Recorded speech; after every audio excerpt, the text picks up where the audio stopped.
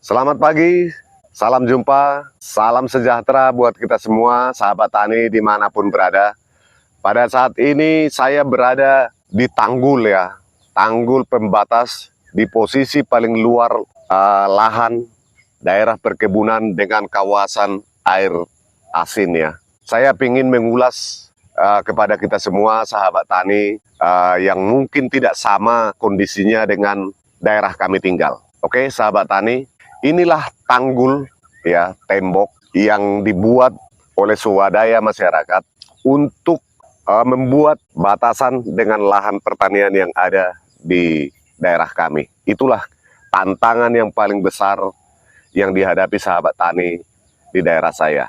Tantangan yang dihadapi juga oleh sahabat-sahabat tani di daerah pesisir pada umumnya. Oke, sahabat tani, tanpa tanggul ini sahabat tani bisa dikatakan tidak akan ada pertanian di wilayah kami. Bagaimana proses pembuatan tanggul ini dengan swadaya masyarakat supaya tercipta daratan-daratan tawar untuk dijadikan kebun.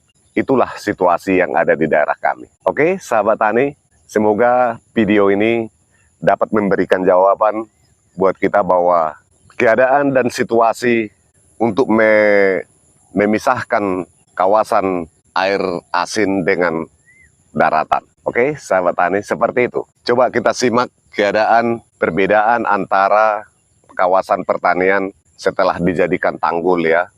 Kawasan pertanian bisa ditanami tanaman-tanaman yang bisa dibutuhkan masyarakat seperti sayuran, kelapa, ya, tanam kelapa. Tanpa tanggul ini tidak ada kebun kelapa. Karena dengan tanggul ini air pasang tidak bisa masuk ke kawasan daratan. Seperti itu sahabat tani. Oke, mari kita simak video berikut ini. Oke, sahabat tani, inilah tanggul pembatas ya sahabat tani yang sudah ditembok ya, sudah ditinggikan. Ini adalah batas laut ya. Ini keadaan masih dalam keadaan surut, bisa dilihat sahabat tani ya. Airnya masih surut. Kalau pasang ini penuh airnya. Ini tanaman-tanaman air asin ya, seperti bakau, batang nipah. Ini saya sengaja berada di posisi paling luar ya, sahabat tani. Paling luar supaya saya menunjukkan kepada kita semua, inilah nyawa dari pertanian di daerah kami ya. Dan juga tembok inilah benteng pertahanan untuk menahan air laut masuk ke daratan ya, sahabat tani.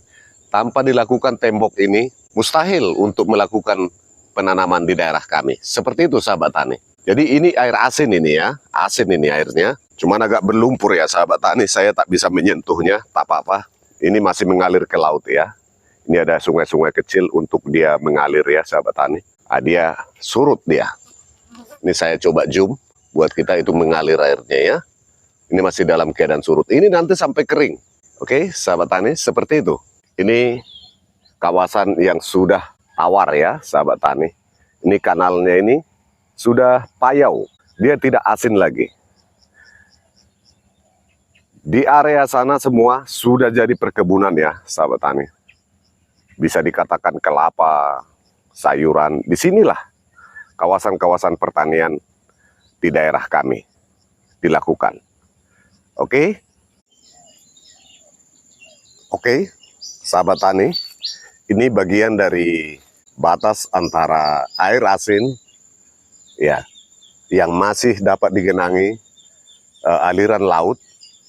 Inilah temboknya sahabat tani ya, tembok yang dibuat untuk membatasi perkebunan masyarakat di daerah kami ya. Seperti yang di belakang itu ada kelapa. Tanpa tembok ini, tanaman kelapa ini tidak akan bagus ya, tidak akan bisa ditanami karena terendam air asin. Seperti itu sahabat tani. Inilah, kalau terendam air asin ditumbuhi oleh tanaman-tanaman air asin. Ini tidak akan tumbuh di daratan ya sahabat tani. Tanaman ini bisa dilihat jenis tanamannya, bakau ya, bakau, api-api ya, seperti itu. Ada batang nipah, itu tanaman-tanaman pesisir di daerah kami. Oke sahabat tani, demikianlah ulasan tentang tembok yang dibuat untuk memisahkan antara, untuk membatasi air laut tidak masuk ke wilayah perkebunan. Seperti itulah keadaannya. tanpa tembok ini, perkebunan yang ada di sebelah kanan saya ini tidak akan terjadi ya sahabat tani. Mudah-mudahan video ini dapat memberikan ulasan baru, semangat baru buat kita semua sahabat tani dimanapun berada. Tetaplah semangat, tetap berkarya selagi kita semua masih diberikan kesehatan. Salam tani, salam sehat buat kita semua. Sekian.